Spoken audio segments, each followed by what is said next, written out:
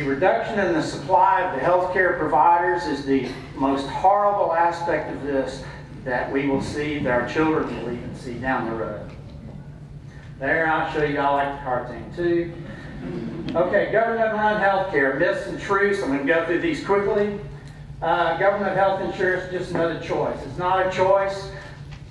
They know what they're doing. They're going for a single-payer system, and they're designing it to where there's not going to be anything but a single-payer system. It takes a while to go over that, but the point is it's subsidized. Think General Motors. What if you're Ford? You see General Motors get $50 billion. You don't think they don't take care of their friends? Look at the union's got 40% of GM, and the bondholders got screwed. That's what's going to happen in this.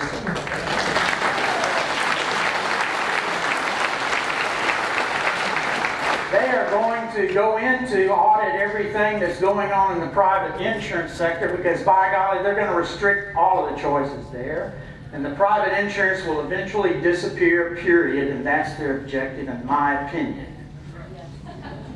There is a cartoon about it, which I like. Don't worry, we'll have you up in no time. On the left over here is the government health care. It's hard to see it, but that's government health care. All we have to do is harvest these donated organs from private health care, but I'm still alive and perfectly healthy. Not for long.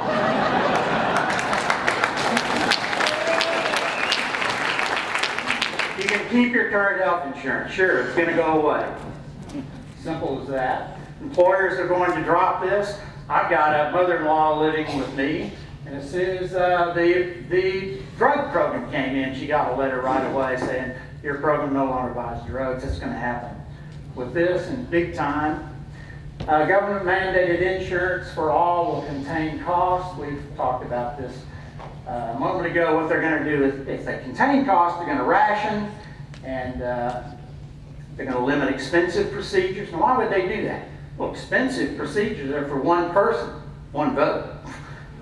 Lots of expenditures spread around that are a lot lower take care of a lot more votes, people.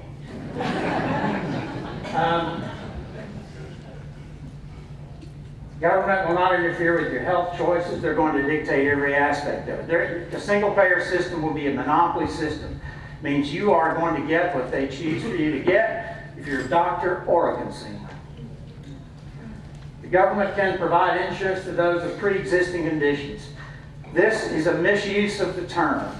Insurance is not designed to handle pre-existing conditions. If I have no car insurance, and then I get in a car wreck, and then I go say, hey, insurance company, cover this now and pay for that, that's not insurance. Insurance is when we all pool our money, put it into a pool, and we cover unforeseen and misfortunes that we think are going to happen to a bunch of us. It's not to cover car wrecks and problems.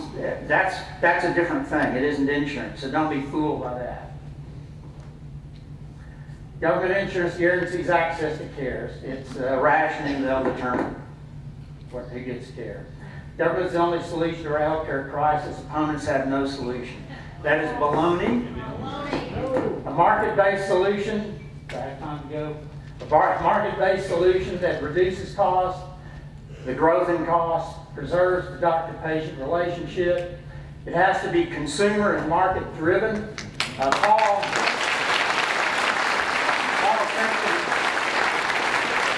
mentioned a moment ago these health savings accounts. I'll go over this very briefly without the slides. What we need is catastrophic insurance that has a low premium that covers the catastrophe.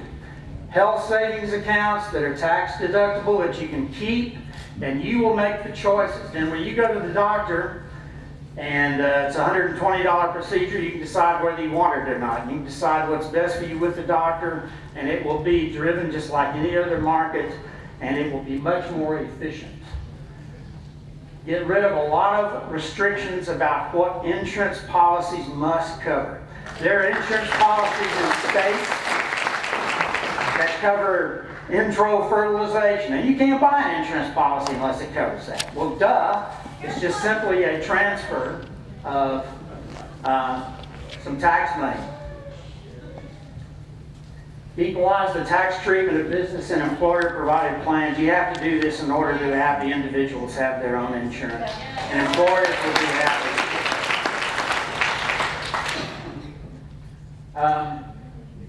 Have the high deductible catastrophic insurance coupled with these. This lowers insurance costs. It allows more health care money to be under the control of the consumer.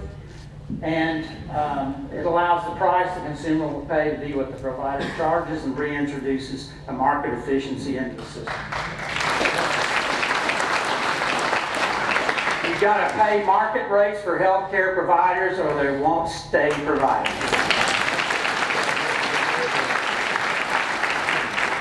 You can have welfare programs to buy insurance for those you deem you want to give it to for free, but don't screw up the whole healthcare system.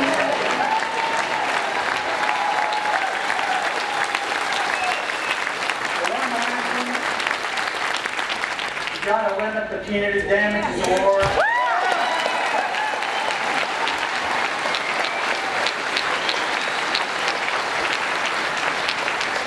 Everybody, doctors?